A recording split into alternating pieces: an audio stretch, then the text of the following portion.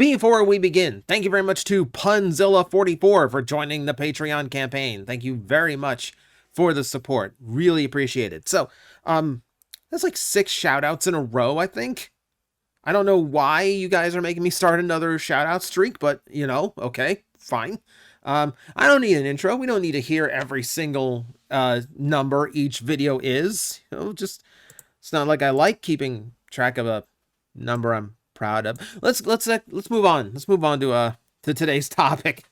We're going to be talking about the Matrix of Leadership today, because something about how it's used in Transformers 1 got under my skin. So this is a venting day. This is just a day for me to just kind of get it out of my system. Now, because this is somewhat related to Transformers 1, yes, there will be spoilers for the movie. I will keep it toward the very end of the video, and I will have the visual marker of, you know, Transformers 1 Optimus Prime kind of standing in for, like, what we're going to be talking about. So you'll have a chance to skip over it, but you're only going to miss the end. So you can still watch the majority of the video unspoiled, which, by the way, please, please, please go see that movie. It's such a good movie. It's so much better than the trailers made it out to be. Let's discuss. Okay, so we know the Matrix of Leadership, and we know the purpose of it in the storyline. Okay, so yeah, it signifies the leader of the Autobots. But let's be real here. As a relic, as a MacGuffin, it's not really designed for that purpose, right? No. It's designed for Rodimus Prime. It is specifically made in order to create, like a chosen one character, because that's what they needed to do in the movie. You know, they needed a replacement for Optimus Prime, who they already decided was going to die in battle against Megatron. We don't really have time for the democratic process here. We don't have time to vote in a new leader. It's a 90-minute movie, you know, and that doesn't make the most exciting kids cartoon.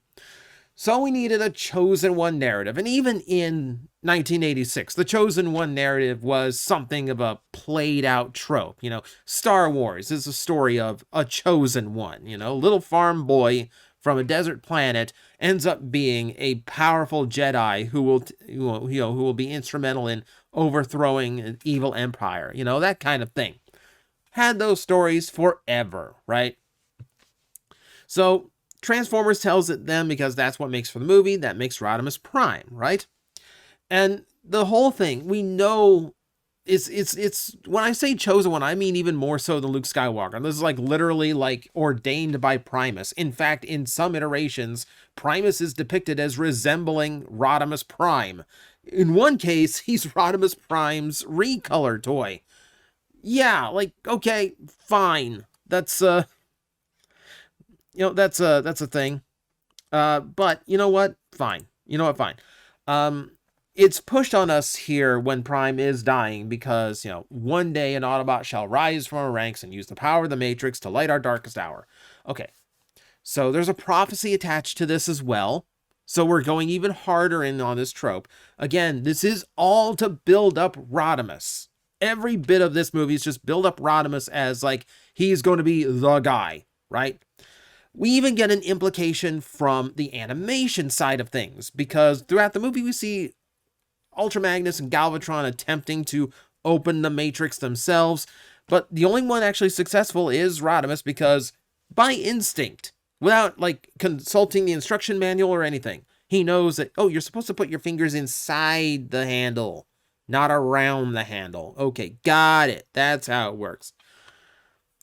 Little indicator like that just to show like he instinctively knows what to do. So yeah, like he is like absolutely like ordained by the Matrix to be the big leader, to be the hero of legend, you know. And remember, Optimus has had the Matrix for 9 million years, so technically he was waiting 9 million years, or he was waiting 9 million years for someone to come around and actually do that and actually like fulfill this prophecy. He's known this for a hot minute.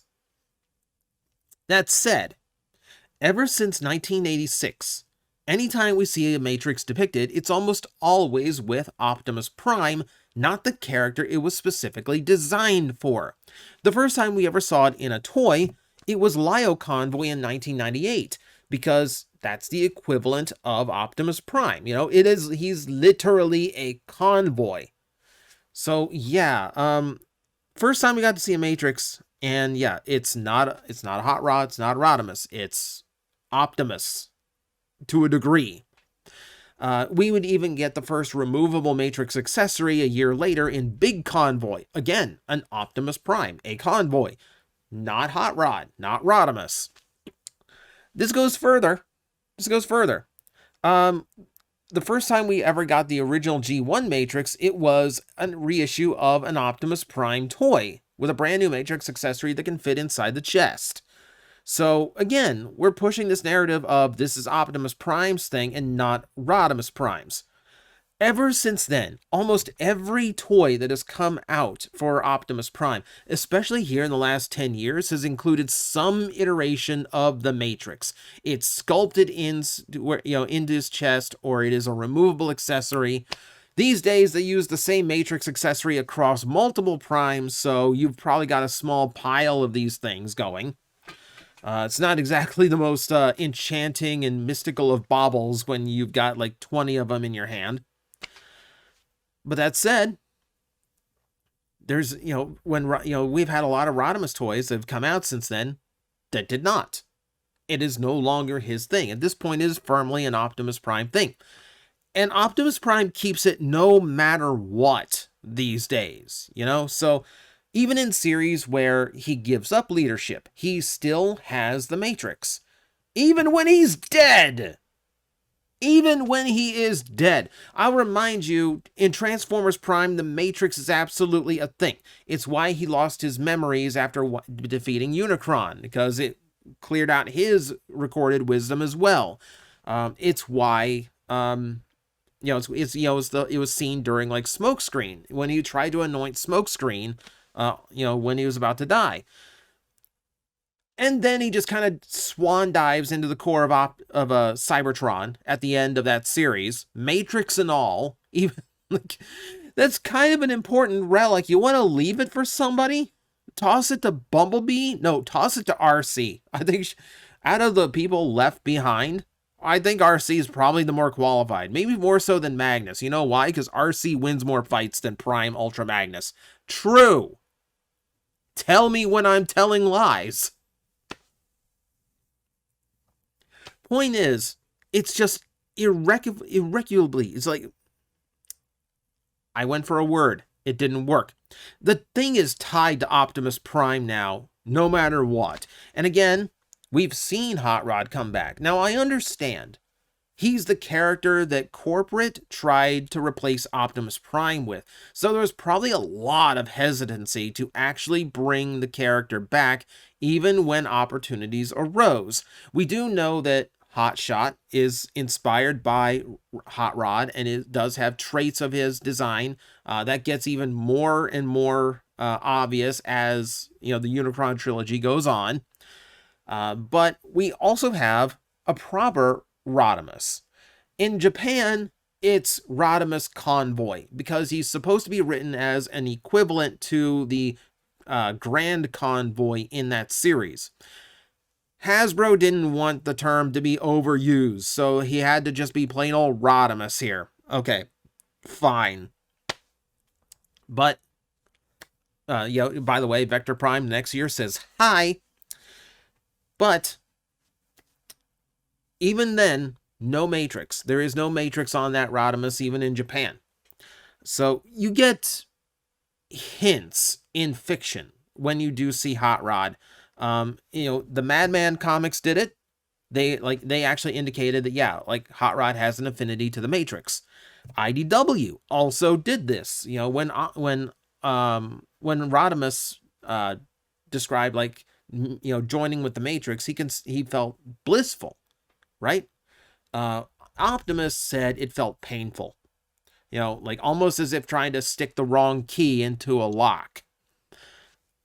There's your indication. Okay, the Matrix wants to be wielded by Hot Rod. He is the chosen one, even if we don't actually give it to him. But we're just going to give you indication. We're never going to go there again. Even in stories where Hot Rod, or Rodimus, if we actually go to that length, even in stories that show that, yes, the Matrix has an affinity toward him, and that he does show signs of being a great leader someday, we're still not going to pass that torch. Understand, in the IDW books, Optimus Prime actually renounced the name Optimus Prime. He became Orion Pax again, handed half the Matrix to Bumblebee, who went on to lead Cybertron for a bit, handed half the Matrix to Rodimus, who went on to lead the Lost Light in the search for Cybertopia. And again, we don't get the thing. We don't get the Rodimus Prime thing, even though Prime stepped down and handed at least half of the Matrix to Rodimus. Even in stories where he genuinely is a leader. Cyberverse Rodimus, or Hot Rod, we have the trademark back now. Cyberverse Hot Rod is a really strong leader when he actually gets the chance during the Quintesson invasion. That's a great little story. That's a great thing, you know? And even then, no Matrix. No Matrix.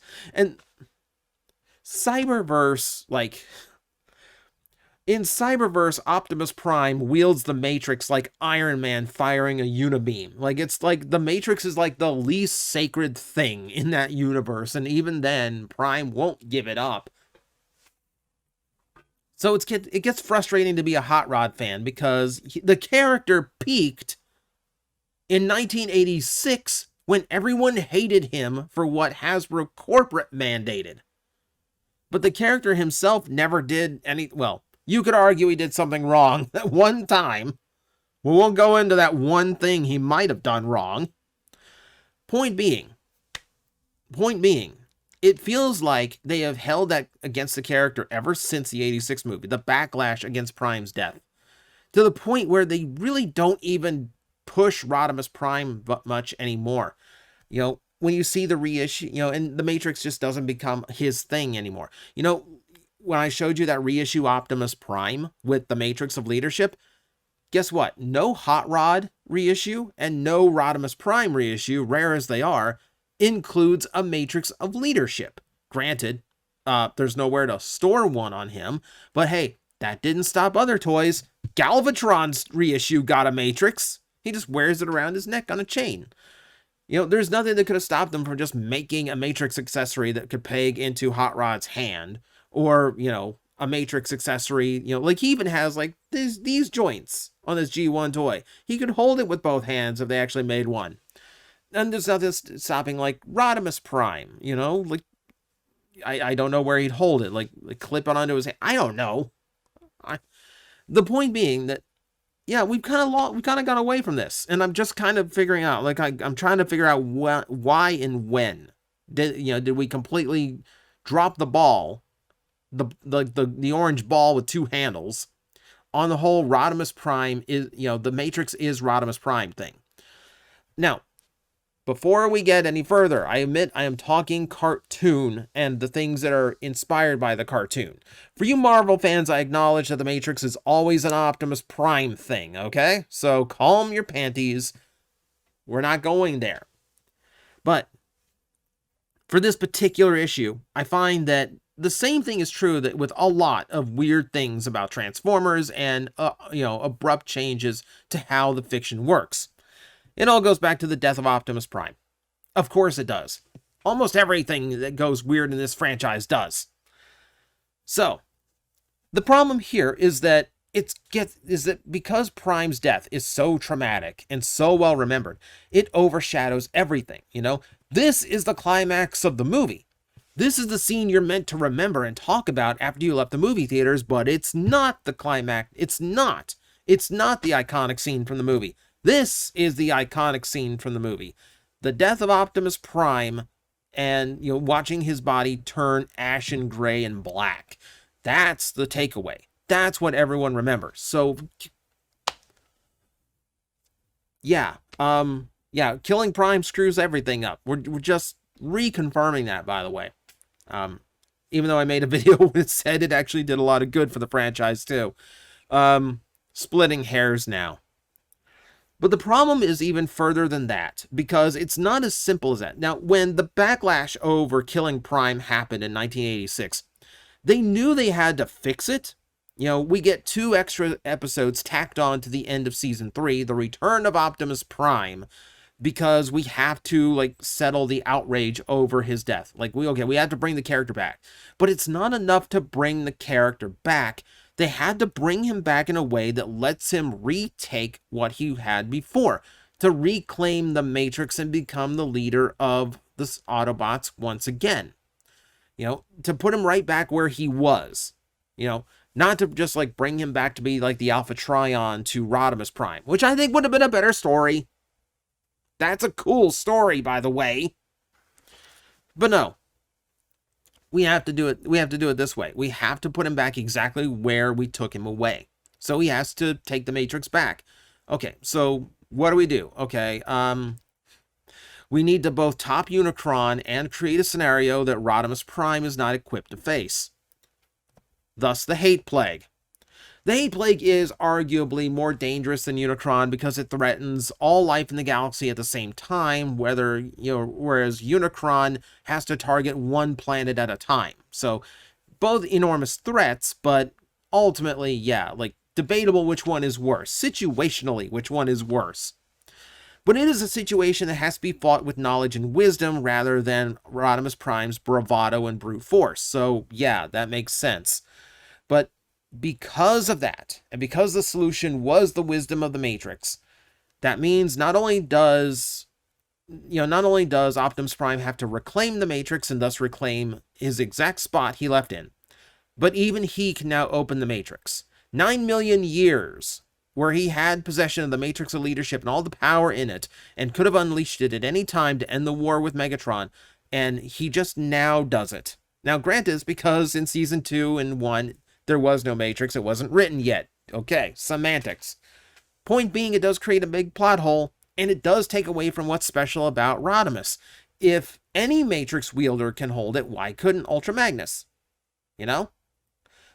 So, yeah, it immediately, like, we've already diminished the character of Rodimus Prime, and the character has existed for less than a year, which I really do not think is fair to do to the guy.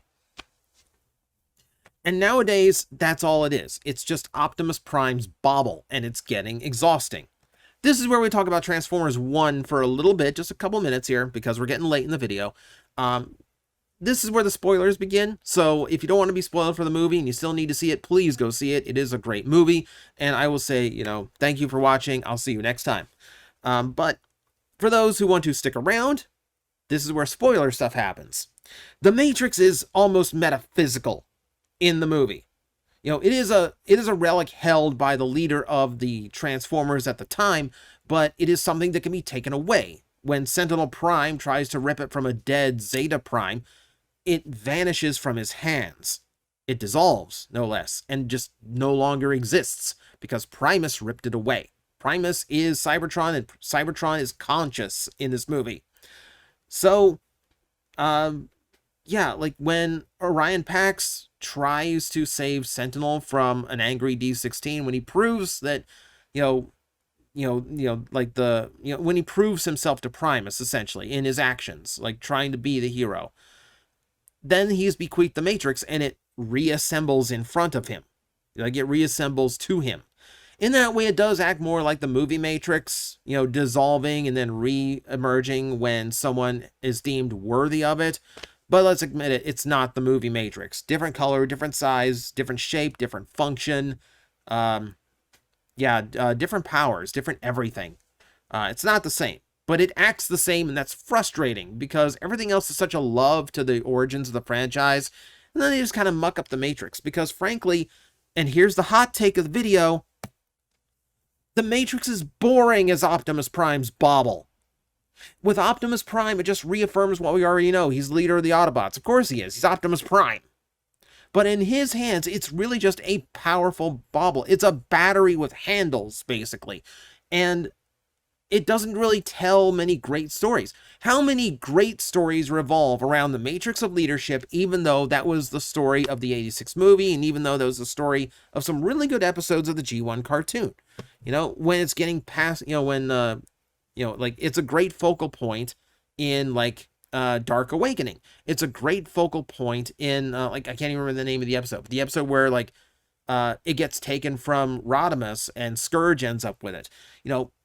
it actually gets play. You can actually play with it when it's that kind of concept. When it's like, oh no, Primus said you don't deserve it, so it gets pulled away. It's kind of boring. It's kind of boring now. It's boring when Optimus holds it. Especially in series like Cyberverse, where it's basically just used like a video game power-up. It's way more interesting in the hands of Rodimus Prime. And it's a shame, and it's frustrating to me that it's no longer his to wield because, yeah, the death of Optimus Prime just kind of screwed that whole thing up. But, I'm hopeful. I want Rodimus to come back. I want him to get another shot at it.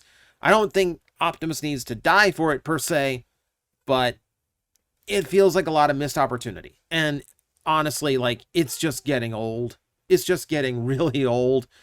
Optimus has the most powerful, ball in the universe sitting in his chest, and we're just not really going to acknowledge it or write any stories around it or anything. And then we're going to muck with it so that it doesn't really, give us a good bit of fiction to work with anymore. I'm frustrated. I'm a Hot Rod fanboy that's very frustrated today. Yeah, so yeah, if you couldn't guess, the treatment of it in Transformers 1 kind of tipped my brain and kind of made this video happen today. But that's where I'm going to leave it off, so you can discuss it in the comments below. Should we get a return of Rodimus Prime? Should the Matrix be his thing? Or are you perfectly happy with it being Optimus's, played thing? Please feel free to discuss and let me know in the comments below. And as always, I will see you next time.